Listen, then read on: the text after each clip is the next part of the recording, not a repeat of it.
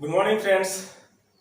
आप सबका स्वागत है आज की इस वीडियो में, जिसमें हम लोग ट्वेल्थ का एक बहुत ही इम्पोर्टेंट चैप्टर पढ़ने जा रहे हैं, जो आईएससी बोर्ड, बिहार बोर्ड और सीबीएसई बोर्ड में तीनों के लिए बहुत ही इम्पोर्टेंट है। इसमें प्रूफ हम लोग पढ़ेंगे कि electric field intensity due to ring, due to straight line, due to infinite sheet, ETC वगैरह पढ़ेंगे। दोस्तों, जब मैं पढ़ता था तो मेरे लिए बहुत ही कठिन था कि ये क्या होता है, क्यों होता है, शायद मुझे नहीं पता था। बट हम लोग आज पढ़ेंगे तो इसको बहुत ही सिंपल वे से पढ़ेंगे और मैं गारंटी देता हूँ आप लोग को सबको अच्छे से समझ में आएगा।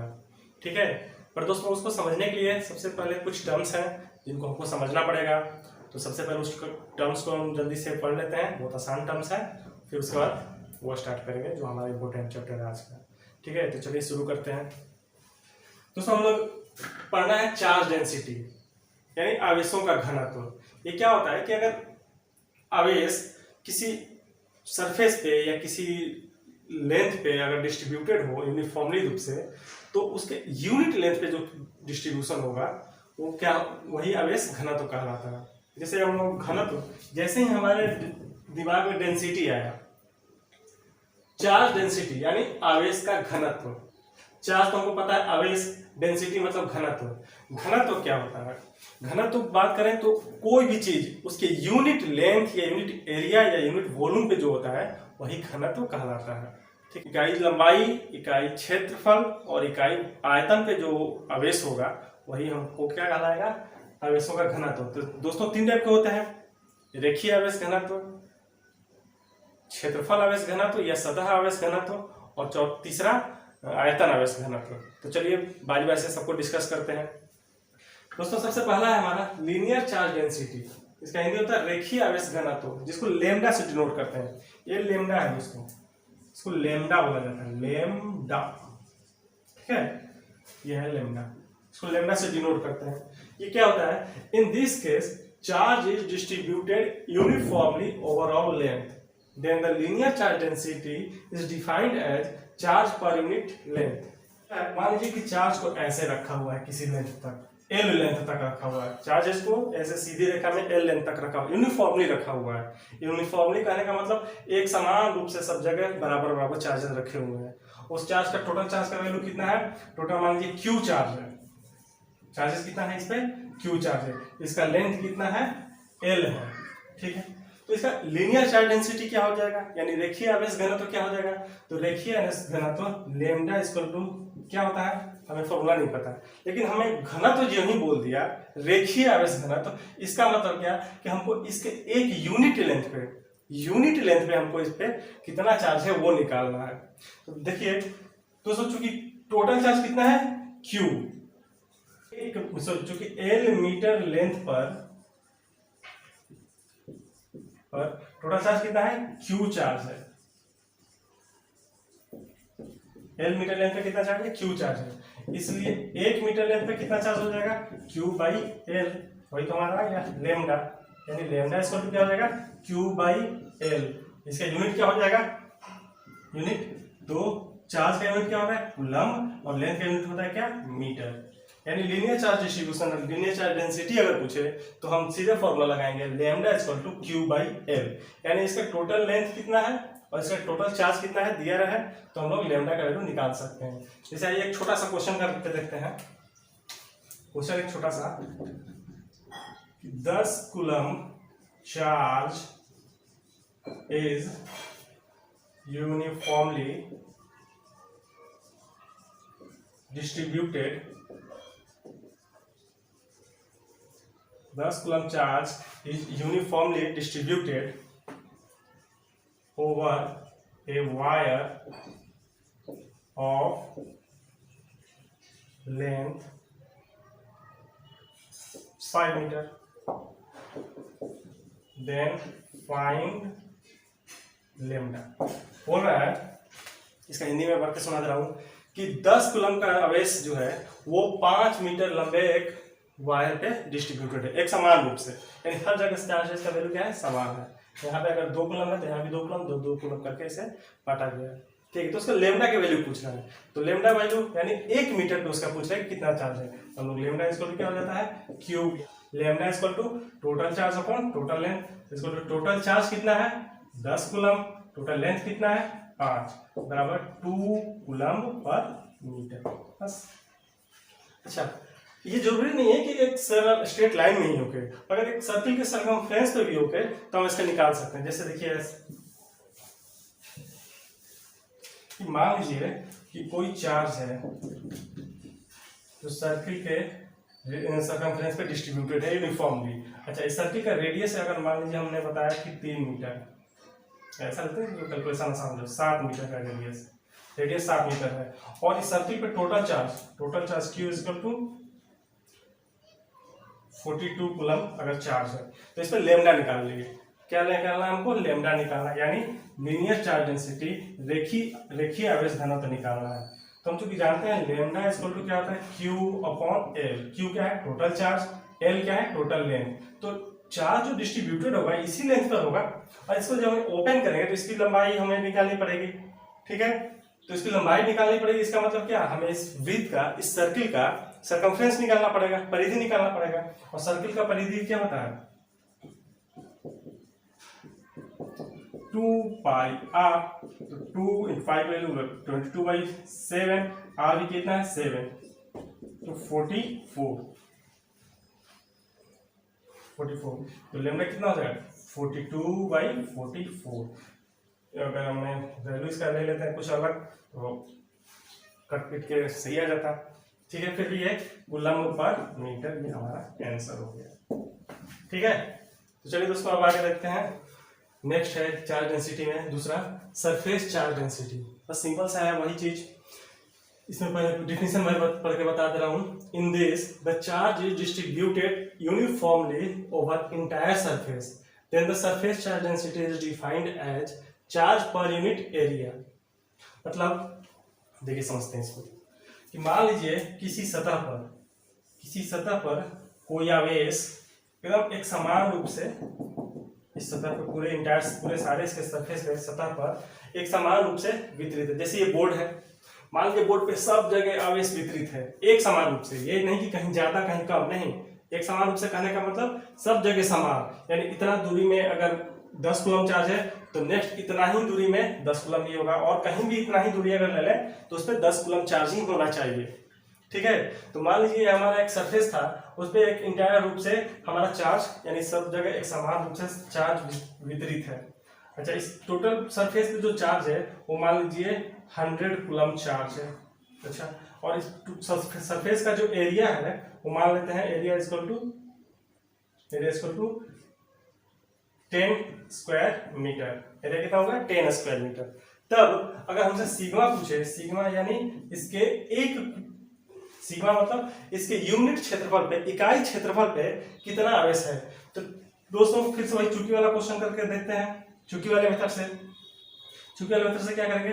चूंकि 10 स्क्वायर मीटर पर कितना आवेश है 100 कूलम्ब आवेश है, इसलिए 1 स्क्वायर मीटर पर कितना आवेश हो जाएगा तो 100/10 equal to 10 coulomb per square metre. यानी इसका फॉर्मूला क्या होगा दोस्तों? तो sigma equal to total charge upon total area, और इसका यूनिट क्या हो गया कूलम्ब पर स्क्वायर मीटर। ठीक है दोस्तों, मैं फिर से एक बार समझा दे रहा हूँ कि अगर मान लीजिए इसके टोटल सरफेस पे 100 कूलम्ब चार्ज है, 100 नहीं, अब दूसरा मान लेते हैं। मान लीजिए टोटल सरफेस पहले तो 100 था, ठीक है, मान लीजिए टोटल सरफेस पे जो चार्ज है Q कूलम्ब चार्ज है। कितना चार्ज है Q, और इसका एरिया है A। टोटल एरिया कितना है A। अच्छा, तो ये तो जो चार्ज है ये Q जो चार्ज है ये तो पूरा इसके एरिया पे डिस्ट्रीब्यूटेड है, लेकिन हमें निकालना क्या है, हमें जानना क्या हमें कि इसके यूनिट एरिया पर, यूनिट एरिया मतलब इकाई एरिया पर कितना चार्ज है। अगर मान लीजिए कि हम इतना छोटा सा एरिया अगर हम ले लें, एक इकाई एरिया, तो उस पर कितना चार्ज है वो निकालना है हमको। तो उसको निकालेंगे क्या करेंगे, टोटल चार्ज को टोटल एरिया से डिवाइड कर देंगे, यानी सिग्मा क्या हो जाएगा हमारा Q/A। ठीक है, उम्मीद करता हूँ कि आप लोग को समझ में आया होगा। चलिए दोस्तों नेक्स्ट देखते हैं तीसरा। थर्ड है हमारा वॉल्यूम चार्ज डेंसिटी। थर्ड क्या है? वॉल्यूम चार्ज डेंसिटी, आयतन पर आवेश का घनत्व। इसको रो से सूचित करते हैं, इसको रो कहा जाता है, RHO बोला जाता है, रो। ठीक है, in this case charge is distributed uniformly over entire volume, then the volume charge density is defined as charge per unit volume. चलिए इसको समझते हैं कि अगर हमारा चार्ज जो है, सबसे पहला किसमें क्या था कि किसी सरल रेखा यानी स्ट्रेट लाइन पे या कर्व लाइन पे डिस्ट्रीब्यूटेड था, लाइन पे था, लेकिन उसमें सरफेस नहीं था और उस पर मतलब विड्थ नहीं था, केवल लाइन था। दूसरा क्या था, पूरे सरफेस पे इंटायरली यूनिफॉर्मली रूप से डिस्ट्रीब्यूटेड था। तीसरा क्या है कि मान लीजिए चार्ज इस पूरे रूम में चार्ज भरा हुआ है और हर एक इस रूम के हर एक पॉइंट पे एकदम एक समान रूप से चार्ज भरा हुआ है। तो इस रूम का कुछ वॉल्यूम होगा, तो इस पूरे वॉल्यूम में चार्ज मान लीजिए Q है, तो इसके एक यूनिट वॉल्यूम में कितना चार्ज होगा, तो टोटल चार्ज को वॉल्यूम से डिवाइड कर देंगे। चलिए इसको अच्छे से समझते हैं कि मान लीजिए ऐसा कुछ हमारे पास है,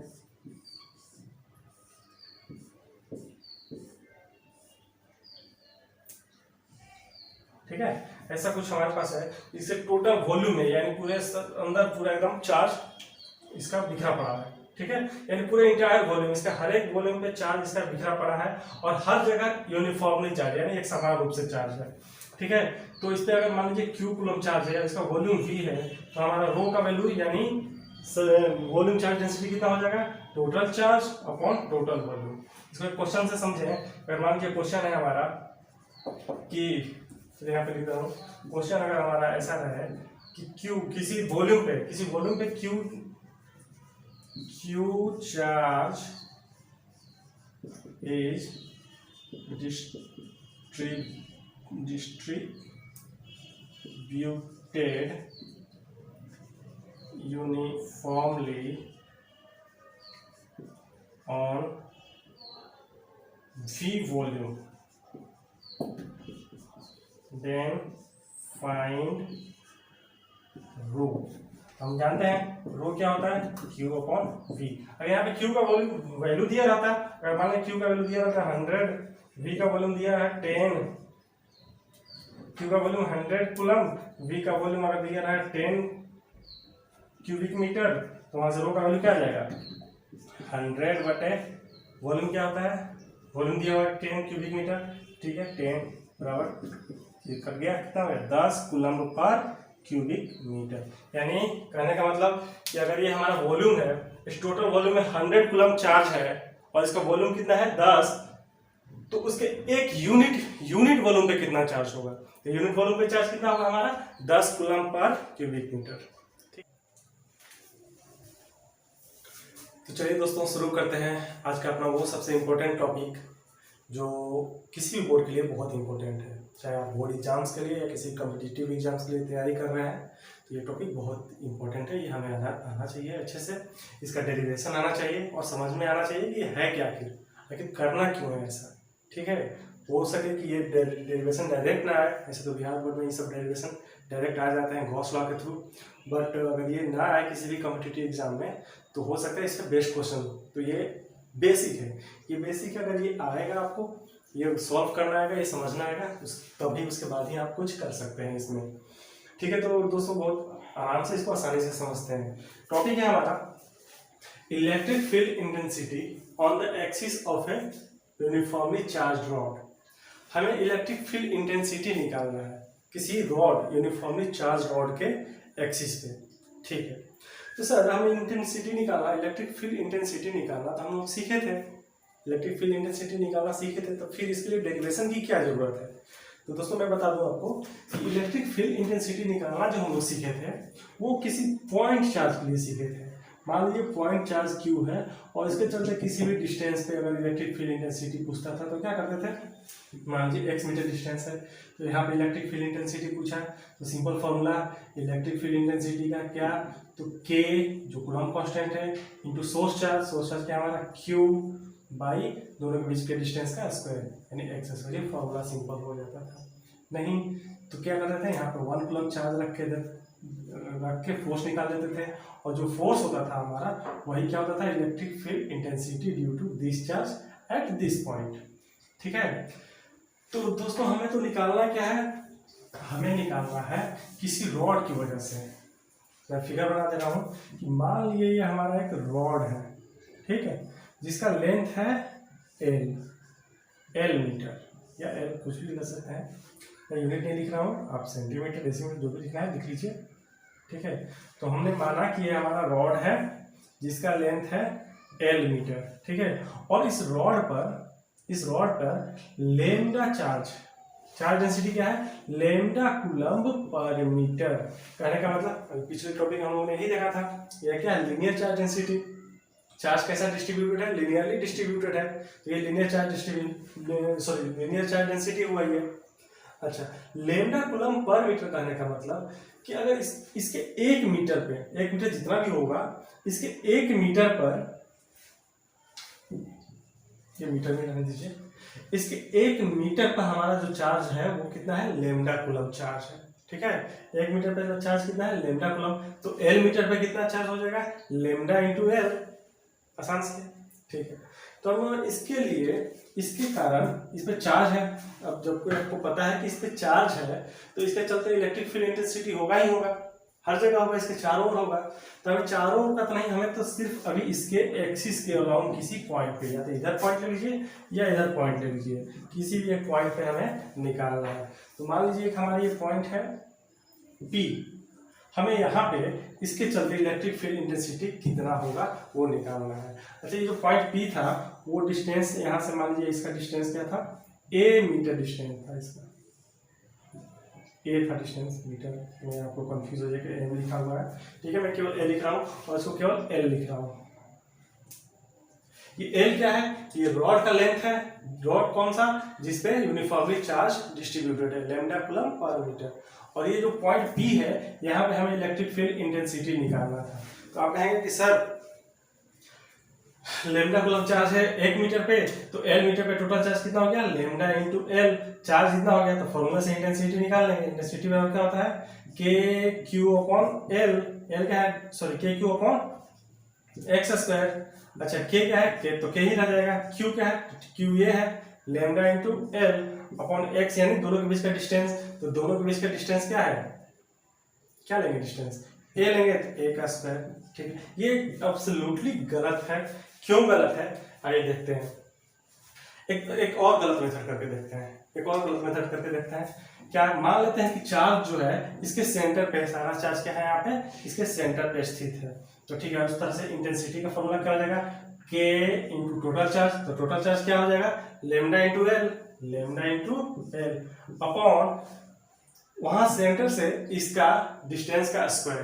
तो सेंटर कहाँ है, सेंटर यहाँ कहीं होगा। अच्छा, सेंटर से ये दूरी कितनी हो जाएगी, ये टोटल दूरी A है, और इतना दूरी कितना हो जाएगा सेंटर पे है, तो L/2, यहाँ से यहाँ तक की दूरी क्या हो जाएगी, L/2, ठीक है। ये टोटल दूरी क्या हो जाएगी, A प्लस L/2, यानी A प्लस L/2 का स्क्वायर, ठीक है।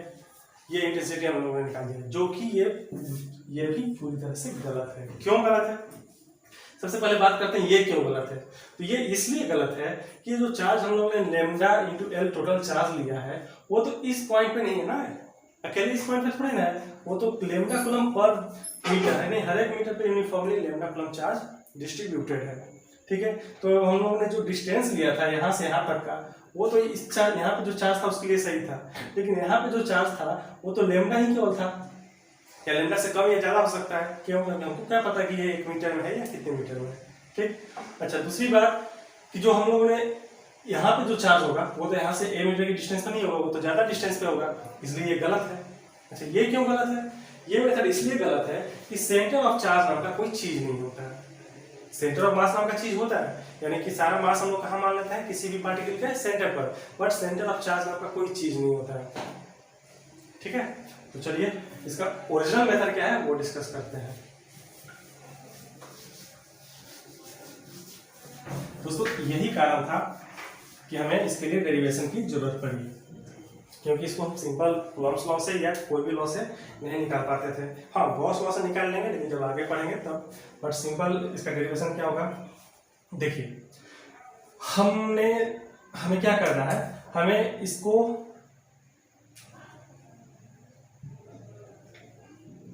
चलिए देखते हैं। हमें क्या करना है, इस रॉड की वजह से, इस रॉड की वजह से नहीं, रॉड पे स्थित चार्ज की वजह से हमें P पॉइंट पे इलेक्ट्रिक फील्ड इंटेंसिटी निकालनी है, ठीक है। तो हमें पॉइंट चार्ज से निकालना आता है, पॉइंट चार्ज अगर है तो उसके लिए हमें निकालना आता है, बट ये तो लीनियर चार्ज है, पॉइंट नहीं है, तो कैसे करेंगे?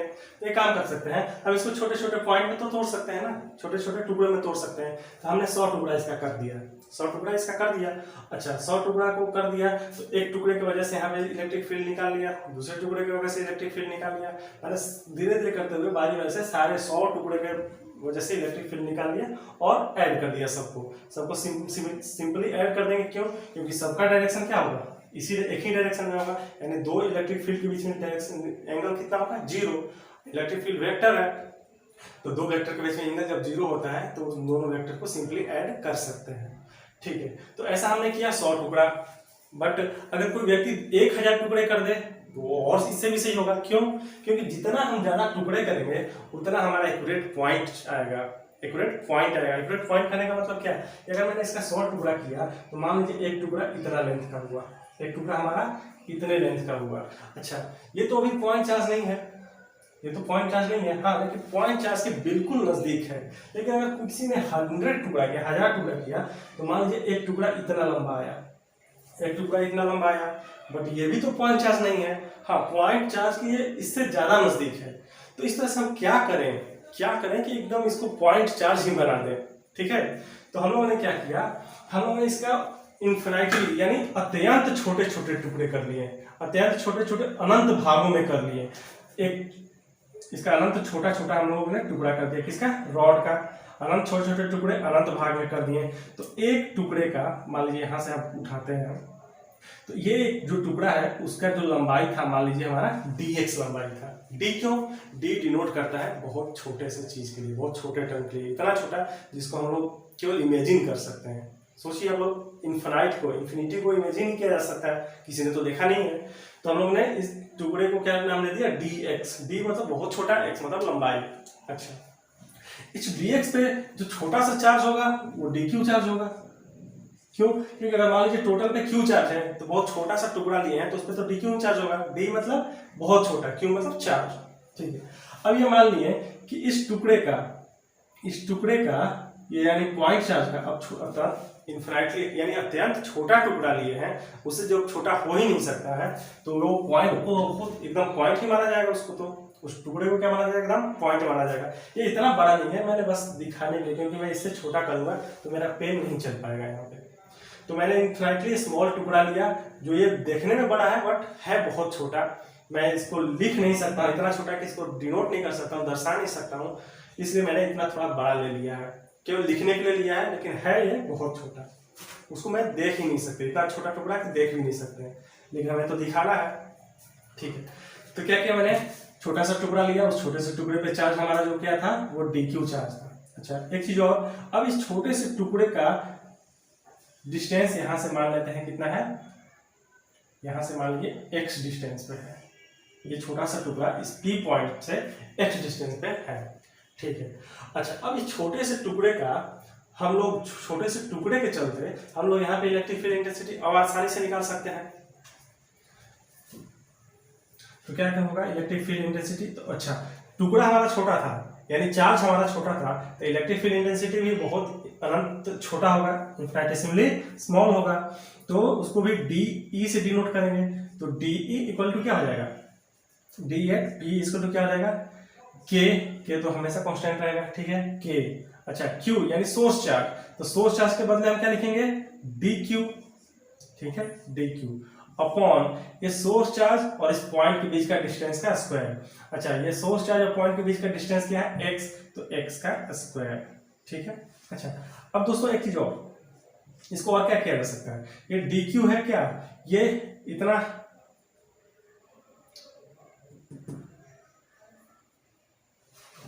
हाँ दोस्तों एक चीज और, ये जो हमारा dq चार्ज है, हम जानते हैं कि lambda coulomb per metre, 1 metre पे कितना चार्ज है, लैम्डा कूलम। तो इसको देखिए, चूंकि 1 मीटर पर चार्ज कितना है,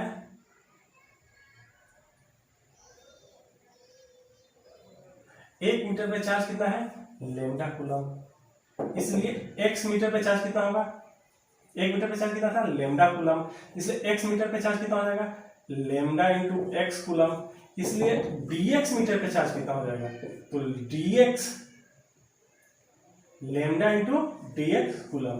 ठीक है, यानी dx पे कितना चार्ज होगा, लेमडा इंटू dx। हम लोग तो इस चार्ज को तो हम लोग लेमडा के फॉर्म में लिखा है, इसलिए इस चार्ज को भी हम लोग लेमडा के फॉर्म में लिख लेंगे। वहां से देखिए फिर से बता रहा हूँ कि चूंकि 1 मीटर पे कितना चार्ज है, लेमडा कूलम, इसलिए x मीटर पे चार्ज कितना हो जाएगा, तो लेमडा इंटू एक्स कूलम। इसलिए dx यानी अत्यंत छोटे टुकड़े पे चार्ज कितना हो जाएगा, तो लेमडा इंटू dx कूलम।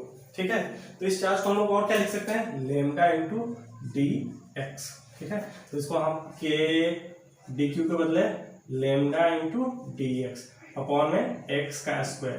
ठीक है, अच्छा इसको हम लोगों ने dx के टर्म में क्यों लिख दिया, क्यों, क्योंकि अब हमें एक चीज पता है, आप लोगों ने शायद इंटीग्रेशन डिफरेंशिएशन थोड़ा बहुत तो पढ़ लिया होगा, उम्मीद करता हूँ। हमारे यहाँ फॉर्मूला का केवल यूज है। हमें एक चीज पता है कि जब बहुत ही कोई फिजिकल क्वांटिटी जो अत्यंत इतना छोटा हो यानी इनफिनिटेसिमली स्मॉल हो, जिसको देखना पॉसिबल नहीं हो, बहुत छोटा टुकड़ा हो, तो उसको जोड़ने के लिए मैथमेटिक्स ने एक टर्म दिया है जिसको कहा जाता है इंटीग्रेशन। तो इंटीग्रेशन में ऊपर वाला टर्म नीचे वाला टर्म एक जैसा होना चाहिए, तब उसका डेफिनेट इंटीग्रेशन हम लोग कर सकते हैं। इसलिए हम लोग ने इसको x के टर्म में लिख दिया, क्योंकि नीचे भी x और ऊपर भी x। अच्छा, अब इसको इंटीग्रेट किया जा सकता है। तो इंटीग्रेट क्यों करना है, हमें इंटीग्रेट करना क्यों है, क्योंकि जो हमने छोटे टुकड़े किए थे, तो एक टुकड़ा दिया था हमें यहाँ पे, तो ऐसे टुकड़े तो इसके पूरे यहाँ से यहाँ तक लेंथ पे होंगे, ऐसे छोटे छोटे टुकड़े पूरे यहाँ से यहाँ तक पूरे लेंथ पे होंगे। ठीक है, तो हर एक छोटे छोटे टुकड़े को हम लोग छोटे छोटे टुकड़े के इंटेंसिटी को छोटे छोटे टुकड़े के चलते जो यहाँ पे इलेक्ट्रिक फील्ड इंटेंसिटी होगा उसको हम लोग क्या कर लेंगे, ऐड कर लेंगे। तो उसको ऐड करने के लिए मैथमेटिक्स का एक फॉर्मूला दिया था, क्या, इंटीग्रेशन का। तो चलिए हम लोग इंटीग्रेशन का फॉर्मूला अप्लाई करते हैं, यानी E इक्वल टू यानी total E net electric field intensity, net electric field intensity is equal to क्या हो जाएगा, इंटीग्रेशन ऑफ E एट कहाँ integration of DE at P equal to कितना हो जाएगा, integration of K lambda dx by x square. दोस्तों यहाँ पे हमको लिमिट लगानी पड़ेगी। ठीक है, क्योंकि हमको ऐड करना है तो हमको लिमिट तो लगाना पड़ेगा ना कि कहाँ से कहाँ तक को ऐड करना है। तो हमको कहाँ से कहाँ तक ऐड करना है, ये तो लिमिट लगानी पड़ेगी।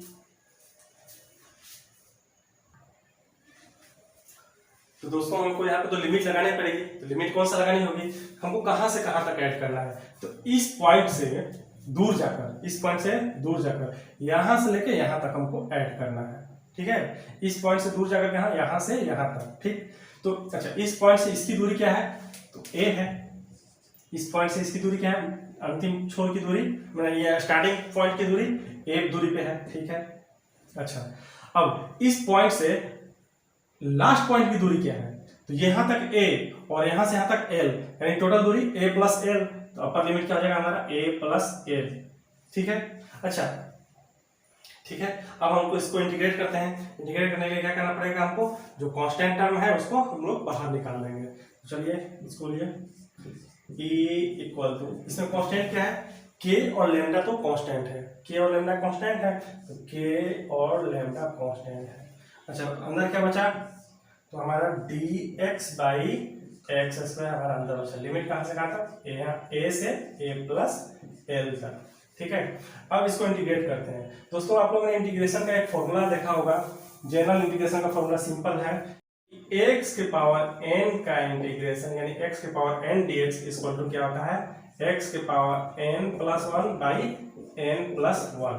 ठीक है, तो देखिए ये टर्म हमारा कुछ इसी तरह से है, यानी x के power minus 2 into D x है। इसको इसी तरह से हम इंटीग्रेट कर लेंगे तो क्या हो जाएगा, x के पावर, अच्छा n की जगह क्या है -2, अच्छा -2 में क्या करना है हमको, एक ऐड करना है, डिवाइडेड बाई n की जगह पे क्या है -2, इसमें भी क्या करना है हमको, एक ऐड करना है। तो क्या हो गया, x के पावर -2 में एक जोड़ दिए तो -1 डिवाइडेड बाई -2 में एक जोड़े तो फिर से -1, यानी इसको जनरली ये लिख सकते हैं -1/x। ठीक है, तो इसका इंटीग्रेशन आगे देखते हैं। E इक्वल टू क्या हो गया इंटीग्रेशन हमारा, -1/x। लिमिट कहाँ से कहाँ तक, a से a प्लस l तक। अब दोस्तों हम लोग क्या करते हैं कि x के जगह पर हम लोग x के रिस्पेक्ट में किया था इंटीग्रेशन, इसलिए जिसके रिस्पेक्ट में हम लोग इंटीग्रेशन करते हैं उसके जगह पर एक बार अपर लिमिट और माइनस में करके एक बार लोअर लिमिट लाइए रख देते हैं। तो E इक्वल टू क्या हो जाएगा, -1 बाई अपर लिमिट क्या है A प्लस एल माइनस करके, अब एक बार लोअर लिमिट रखेंगे तो एक बार इसमें B माइनस है तो माइनस ऑफ 1 बाई A, ठीक है। तो इसको अच्छे से लिख देते हैं, 1 by minus one by A plus L minus minus plus 1 by A, ठीक है। इसको अच्छे से सजा कर लिखना चाहें इसको ये भी लिख सकते हैं, E equal to 1 upon A minus A plus A, ठीक है। अच्छा एक सेकंड, अब हमारा कांस्टेंट भी तो था, सॉरी कांस्टेंट भी तो था हमारा। तो फाइनली हमारा क्या मिला, हमारा मिला कि electric field due to a rod at along the axis is equal to k lambda into 1 by A minus 1 by A plus A, ठीक है दोस्तों। उम्मीद करता हूँ आप लोग को ये अच्छे से समझ में आया होगा। तो फिर से समझा दे रहा हूँ एक बार। एक रॉड था हमारा जिस पे चार्ज डेंसिटी क्या था, लैम्डा कूलम पर मीटर। अब उस रॉड के चलते हमें एक उसके एक्सिस पे ही एक पी पॉइंट पे हमको उसका इलेक्ट्रिक फील्ड इंटेंसिटी निकालना था। तो हमने क्या किया, हमें तो पता है कि पॉइंट चार्ज का इलेक्ट्रिक फील्ड इंटेंसिटी निकाल सकते हैं, बट ये पॉइंट चार्ज तो है नहीं। तो उसको क्या कर दी, मैंने रॉड को क्या किया, अनंत छोटे छोटे टुकड़े में डिवाइड कर दिया। जिसका एक टुकड़ा लिया जिसका लेंथ क्या था dx, और वो पी पॉइंट से कितना दूरी पर था, मान लिया x दूरी पर था, ठीक है। अच्छा इस dx लेंथ का चार्ज कितना हुआ dq, जिसको dq को इस वैल्यू में भी रख सकते हैं लैम्डा इनटू dx। अच्छा अब इस टुकड़े के चलते इस पॉइंट पे इलेक्ट्रिक फील्ड इंटेंसिटी आसानी से निकाला जा सकता है। तो हमने निकाल दिया छोटा सा इलेक्ट्रिक फील्ड, डी करने का मतलब अत्यंत छोटा इलेक्ट्रिक फील्ड, इसका तो क्या रहेगा k इंटू चार्ज, तो चार्ज क्या है dq अपॉन में दोनों के बीच का डिस्टेंस का स्क्वायर, तो दोनों के बीच में डिस्टेंस कितना है x, तो x का स्क्वायर। इसको मैंने dq को लैम्डा के फॉर्म में रखा तो k lambda dx by x square, ठीक है। ये तो एक पॉइंट की वजह से हुआ। ऐसे इसमें कितने पॉइंट होंगे, बहुत सारे पॉइंट होंगे। उन सारे पॉइंट्स को मैथमेटिकली जोड़ने का तरीका इंटीग्रेशन देता है, तो हमने इंटीग्रेशन करके उसको ऐड कर दिया, ठीक है दोस्तों। उम्मीद करता हूँ समझ में आया होगा आपको। Thank you.